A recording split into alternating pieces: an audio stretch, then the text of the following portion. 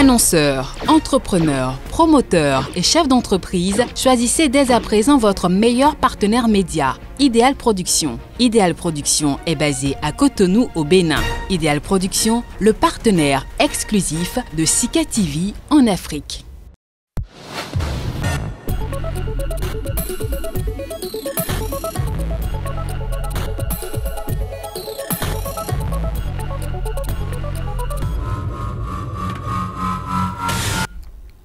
Bonjour à tous. Selon certaines études, la consommation des ménages africains devrait atteindre 2000 milliards de dollars et demi en 2030 contre 1000 milliards en 2015. L'Afrique sera le plus grand marché de consommation de biens et de services d'ici 2030 donc, d'après une filiale de la Banque mondiale. Un défi de taille auquel doivent répondre les économies africaines en contournant les freins liés aussi bien à des facteurs internes qu'externes et qui peuvent se révéler sur le moyen et le long terme être une vraie aubaine pour ces économies dans la mesure où elles seront appelées à revoir leur stratégie dans plusieurs secteurs clés. Entre investissement et consommation, que choisir pour le développement de l'Afrique?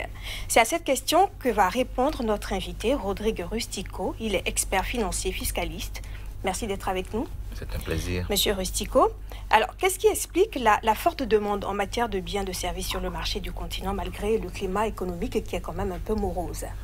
Alors je vous remercie déjà pour la problématique purement économique.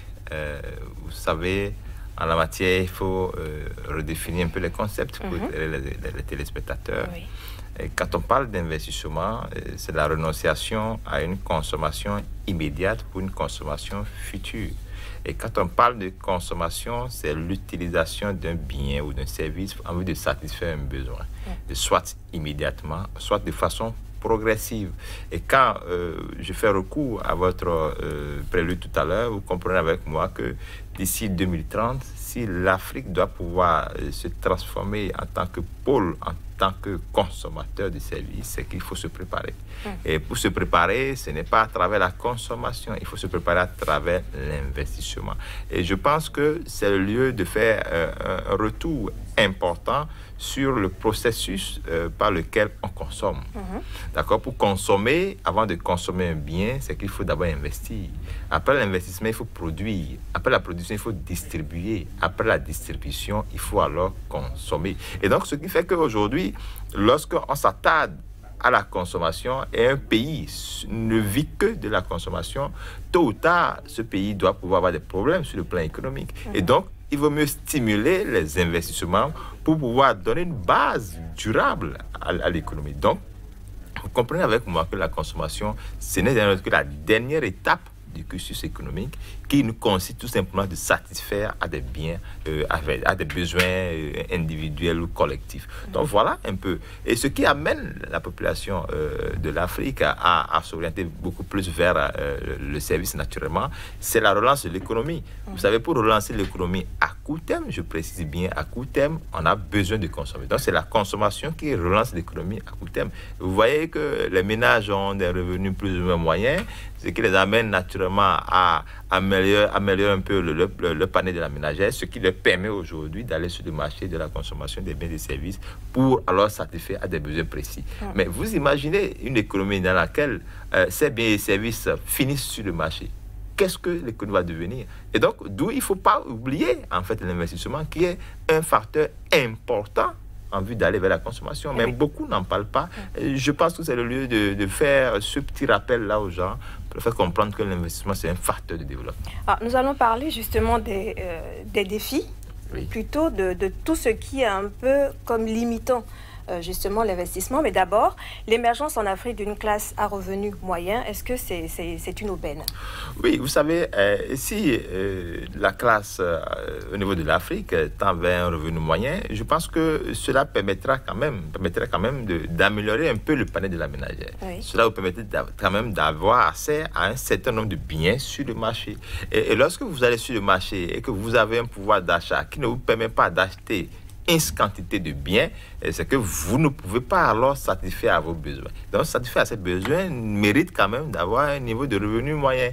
Si vous n'avez pas un niveau de revenu moyen, vous ne pouvez pas aller sur un marché de biens de consommation pour pouvoir produire ces biens-là, pour satisfaire un besoin précis. Donc, je pense que si l'Afrique tend vers un revenu moyen pour la population, c'est une bonne nouvelle parce que ça permettra à chacun de nous de satisfaire, même si les besoins sont illimités et que les ressources sont limitées, l'Afrique va parvenir quand même à satisfaire à un minimum de ses besoins. Oui. Et je pense que c'est le plus important à encourager. Alors, que choisir entre investissement et consommation? La réponse, elle est trouvée. La réponse est trouvée, vraiment, c'est l'investissement. Et quels sont les freins liés Oui, vous savez, les freins sont liés beaucoup plus à assez de facteurs. Vous prenez n'importe quel type quel facteur, pays. Interne ou bien externe? Bien sûr, c'est d'abord les facteurs internes qui favorisent l'émergence des facteurs externes. Vous voyez, vous avez un pays dans lequel la justice n'est pas du tout équitable, vous avez un pays dans lequel la politique n'est pas du tout stable, vous avez un pays dans lequel la terre n'est pas sécurisée. Ne demandez pas à un investisseur de venir vers vous. Vous avez un pays dans lequel, pour formaliser des actes administratifs, ça prend du temps. Ne demandez pas à un investisseur de venir. Ne demandez même pas du tout à un investisseur local d'investir parce qu'il a peur d'investir. Vous savez, il faut que les États africains parviennent à lever cette barrière-là pour que nous puissions développer des puissances nationales. Aujourd'hui, maintenant, vous savez, vous allez dans n'importe quel type de pays africain, il y a beaucoup d'hommes d'affaires qui préfèrent aller investir ailleurs. Mais pourquoi? Parce que l'environnement est favorable à eux. Si déjà en Afrique, nous n'avons pas les conditions pour pouvoir accompagner les entrepreneurs africains, ils iront ailleurs. Or, là, s'ils vont ailleurs, vous comprenez avec moi que ce sont les devises que nous avons ailleurs. Donc, il vaut mieux travailler pour mettre en place un climat d'affaires propice, d'accord? Travailler avec les hommes d'État, avec les opérateurs économiques, travailler de manière à ce qu'ils puissent vraiment produire en interne. Bon, si on ne le fait pas en réalité, c'est qu'on leur donne, on leur ouvre une boîte à Pandore, ils seront obligés d'aller là où ils seront à l'aise. Donc voilà un peu ce qu'il faut comprendre. Donc les facteurs sont politiques, bien sûr, politiques, administratifs, économiques, et c'est beaucoup plus de décisions qu'il faut prendre pour dire, bon, écoutez, nous voulons protéger les investisseurs locaux, par exemple, et donc mettre barrière pour les investisseurs étrangers. Parce que n'oublions pas, par le passé, nous avons l'habitude de parler des investissements directs étrangers, mais aujourd'hui, on doit pouvoir revoir ce concept-là parce que les IDE aujourd'hui, en réalité, c'est des fuites des capitaux. Et ils viennent investir dans votre pays, mais ils rapatrient une bonne partie de la marge à l'extérieur. Et vous allez remarquer avec moi que quand ceux-là viennent dans votre pays, ils ne font que remplir le personnel de la majorité de leur nationalité. Et or, vous savez, vous ne pouvez pas installer votre usine dans mon pays et encore au niveau de la main-d'œuvre, exploiter encore vos main-d'œuvre. Donc, vous voyez ça, c'est peut-être une exigence, des chefs d'État, des gouvernements. Absolument. Il faut le faire, il faut mettre ça en place pour favoriser quand même tout simplement le transfert de compétences. Vous savez, je reconnais qu'en Afrique, nous sommes encore un peu en arrière par rapport à la technologie. Si ceux-là, ils ont la technologie, pourquoi ne pas accepter signer des contrats de transfert de la technologie, de transfert de l'expérience, de l'expertise au niveau de l'Afrique, pour que l'Afrique également parvienne naturellement à se dire oui, je peux le faire. Vous prenez par exemple certains États africains qui préfèrent confier des structures d'État à des étrangers, par exemple, mais sachant qu'il doit avoir des compétences locales à exploiter. Mais je ne refuse pas qu'on fasse ces contrats de partenariat, mais qu'on s'assure du fait qu'on veut transférer tout simplement l'expertise à celui-là qui est local. Parce que ce qu'on va payer à un étranger, ce n'est pas du tout ce qu'on peut payer à un local. Et donc, il faut optimiser cela. Ce que je disais, en fait, pour me faire comprendre, c'est que ce doit être une exigence des gouvernements, des gouvernants, de demander en fait à ces entreprises étrangères d'employer un certain nombre bien sûr, ça doit être des conditions. Des conditions de base, d'accord, des conditions, d'accord, dans lesquelles les conditions pour pouvoir entrer sur mon territoire et investir, voilà les conditions que je vous les pose. Sinon, les États africains vont être considérés comme des États de transit. Tout le monde va passer par les États africains pour aller ailleurs. Et aujourd'hui, c'est ce que nous vivons là, naturellement. La plupart des pays africains sont des États de transit. Les États africains, très peu produisent quelque chose de bien à envoyer à l'extérieur, tout et tout. Et donc, nous dépendons beaucoup plus de ce transit-là. Mais un pays ne peut pas se développer à base des opérations en transit. Ce n'est pas possible parce que c'est une réorientation des ressources vers l'extérieur. Il faut travailler pour qu'on puisse concentrer tout simplement nos énergies économiques en interne. Donc, on ne voit pas ça encore en Afrique. Et je pense que les autorités doivent pouvoir travailler dans ce sens-là pour améliorer les choses de manière à ce que la production nationale soit beaucoup plus... Alors, monsieur Rustico, dans quel secteur investir aujourd'hui? Alors, vous savez, en Afrique, nous sommes beaucoup en arrière. Nous sommes beaucoup en arrière. Aujourd'hui, nous sommes au 21e siècle. Vous comprenez avec moi que déjà dans la technologie, nous sommes vraiment en arrière. Et aujourd'hui, même pour avoir accès à la connexion Internet de bonne qualité, c'est déjà un problème. Et donc déjà, voilà un élément dans lequel il faut vraiment investir, un domaine dans lequel il faut investir. Il faut investir également dans les infrastructures communautaires, dans les infrastructures. Vous voyez, aujourd'hui, si vous voulez avoir une marchandise moins chère, et si vous n'avez pas de route, ne demandez pas à un chauffeur qui va prendre sa voiture d'un endroit A vers un endroit B, qui n'est pas du tout praticable, de vous le vendre à un même prix. Parce que sa voiture va s'amortir, naturellement, il va perdre du temps sur la voie. Oui. Et donc, conséquence, vous avez une répercussion directe sur le prix. Et donc, il vaut mieux travailler de manière à ce que nous puissions assainir ces infrastructures-là pour faciliter alors l'émergence. Et c'est très important. Et l'autre chose, c'est l'énergie.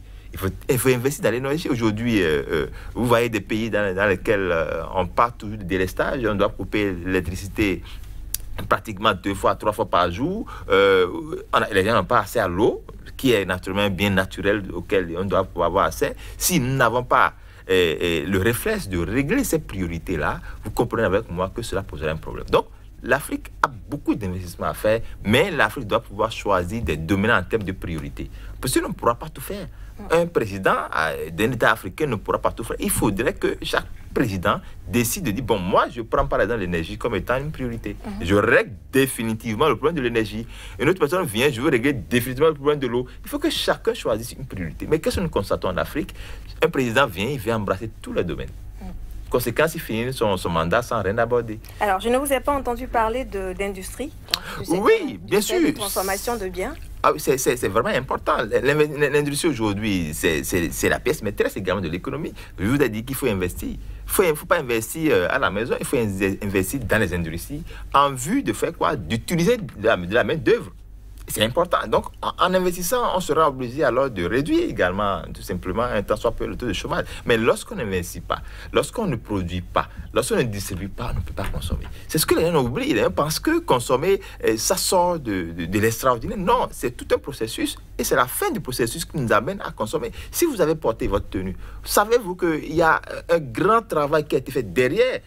Les gens doivent pas travailler, mettre en place le tissu, tout et tout. On doit coudre avant de porter. Donc, vous voyez, c'est toute une machine. Donc, il faut investir dans les industries, et que ce soit les PME, les industries, il faut investir dedans pour pouvoir quand même soutenir l'économie. Vous savez, aucune économie en Afrique ne peut se développer sans vraiment l'investissement. L'investissement, c'est dans le domaine naturellement industriel aujourd'hui, et nous avons cela comme défi à relever. On vous aura compris, Rodrigue Rustico, vous êtes expert financier, fiscaliste. Oui. Merci infiniment d'être passé sur ce plateau entre investissement et consommation. Que choisir pour le développement de l'Afrique? Vous l'aurez compris à travers les réponses de notre invité, c'est l'investissement. Merci de nous avoir suivis et à très vite sur SICA TV.